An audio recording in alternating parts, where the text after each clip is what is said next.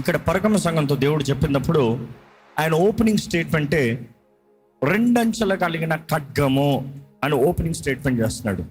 రెండంచెల కలిగిన ఖడ్గము ఆయన నాలుక రెండంచెల ఖడ్గం కలిగినది, అందులో నుండి ఆయన వాక్ వస్తుంది అన్నప్పుడు మనం యూజువల్గా అనుకుంటాము దేవుని నాలుకలో నుండి ఖడ్గం ఉంటుందంట, కత్తి వస్తుందంట. ఎందుకంటే ప్రకటన గ్రంథం చదివేటప్పుడు చాలా మంది లిటరల్గా వర్డ్ టు వర్డ్ మీనింగ్ తీసుకుంటారు.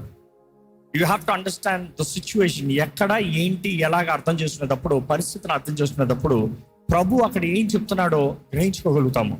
ఇక్కడ ఈ సంఘంతో దేవుడు చెప్పినప్పుడు నా నోటి నుండి వస్తున్న రెండంచెలు కలిగిన ఖడ్గముతో నేను మాట్లాడుతున్నానంటే you might not understand a word. So of course అక్కడ ఒక చక్కని పెద్ద గ్యాలరీ ఉంటుంది, 15,000 మంది, ఇంచుమించు 10 నుండి 15,000 మంది కూర్చోగలిగిన గ్యాలరీ. ఈరోజు కూడా ఆ రిమైండ్స్ చూస్తూ ఉన్నాం.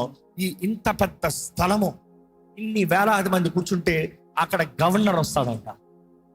ఆ ప్రాంతంలో ముఖ్యంగా అధికారం ఉన్నది దేన్ని బట్టి అంటే గవర్నర్ అక్కడ ఉన్నదాన్ని బట్టి. అంత పెద్ద స్థలంలో గవర్నర్ అడుగు పెడతాడంట. గవర్నర్ అడుగు పెడతా అందరికి భయం, ఎందుకంటే రోమన్ ముఖ్య గవర్నరు ఆ ప్రాంతంలో ఉండేవాడు. పర్గమ నుండి ఏషియా మైనర్ అంతా నిర్ణయాలు తీర్చబడతాయి. ఏషియా మైనర్ మొత్తంలో డెసిషన్స్ రావాలంటే అక్కడ ఆ ప్రాంతంలో. ఈరోజు ఎలాగ మన ప్రైమ్ మినిస్టర్ ఎక్కడి నుండి మెయిన్ డెసిషన్స్ చేస్తాడు అన్నట్టు చూస్తే ఆయనంతా ఏ మూలకి వెళ్ళాడు అక్కడ గవర్నర్ ముందు. అంత పవర్లో ఉండేవాడు, అంత గజగజాన్ని ఉనికేవారు. ఆయనకి ఏది అనుకుంటాడు అదే.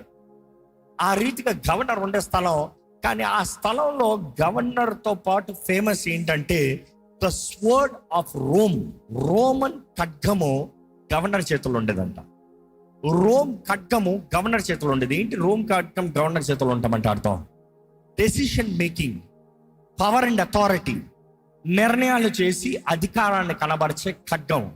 ఆ ఖడ్గంతో ఎవరన్నా చంపుతాం కాదు, కానీ ఆ ఖడ్గము గవర్నర్ దగ్గర ఉన్నప్పుడు ఎవరన్నా ఒక ఖైదీని కానీ ఒక నేరం తీర్చవలసిన వ్యక్తిని అక్కడ వచ్చినప్పుడు గవర్నర్ కత్తిని ఇలా తెస్తాడంట. ఇలా బయటికి తీసి ఆ వ్యక్తి బ్రతకాలంటే కత్తిని పైకెత్తుతాడు. కత్తి పైకెత్తాడా మనిషి బ్రతికే అవకాశం, కత్తిని కిందకి తిప్పాడా మనిషిని చంపేయాలి. కత్తి కిందకి దింపిన మరుక్షణము రోమన్ సోల్జర్ తలక నరికేస్తాడంట.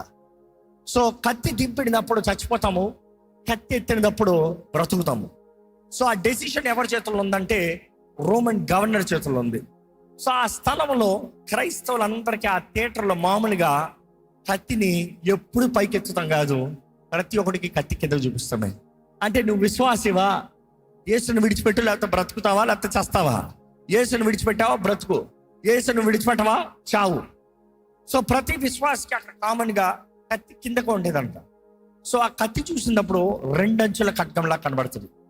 ప్రపంచం మొత్తంలో ప్రతి కల్చర్, ప్రతి సివిలైజేషన్లో ఒక్కొక్క రకమైన ఖడ్గాలు ఉంటాయి. కానీ ఈ రోమన్ కత్తులకి ఏంటంటే సాదృశ్యము, అది రెండంచులు ఉంటుంది, పాయింటర్ షార్ప్ ఉంటుంది.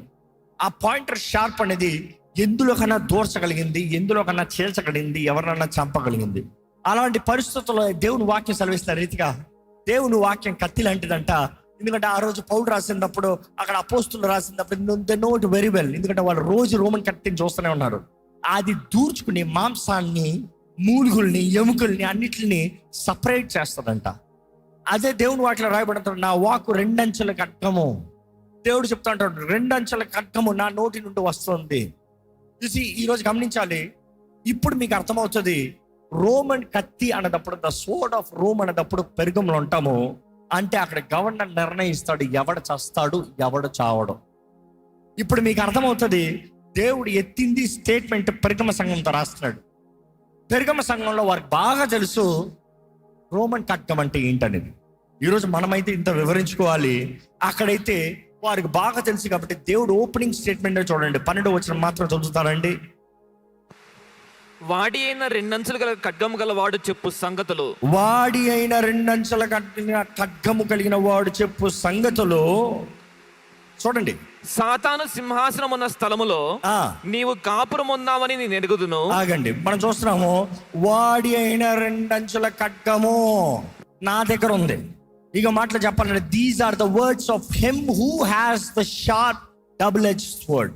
నా దగ్గర ఉంది వాడి అయిన రెండంచెల ఖడ్గము, నేను చెప్తున్నాను. ఇక మాట చెప్పాలంటే if you read literal meaning, ఆయన నోటిలో లేకపోతే ఆయన దగ్గర 2 అంచెల ఖడ్గం అంటే ఆయన ఏదో కత్తి నోట్లో ఉండి వస్తుందేమో అనుకుంటామేమో. కానీ దేవుడు చెప్పేది అది కాదు. గవర్నర్ చేసేది కాదు నిర్ణయాలు.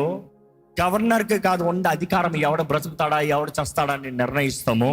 నా దగ్గర ఉండే అధికారము, నేను చెప్తున్నాను అధికారం ఏంటో, నేను ఎరిగి ఉన్నాను, నా మాటే చివరి మాట అని ప్రభు ఇంట్రొడక్షన్ ఇస్తున్నాడు. అక్కడ పెరుగమ సంఘము వారు ఎప్పుడు చేస్తారా అనే భయంతో ఉన్నారు.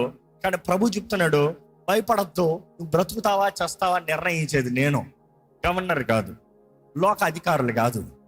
దేవుడి చిత్తము లేకుండా ఎవడు నిన్ను ముట్టలేడు. నమ్మేవారు ఉంటే హల్లెలూయా చెప్తారా?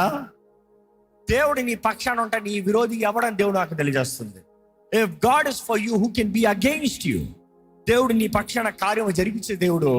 దేవుడి నిర్ణయం లేకుండా ఏ హాని నీ దగ్గర రాదు. దేవుడు అట్లా చూస్తానండి.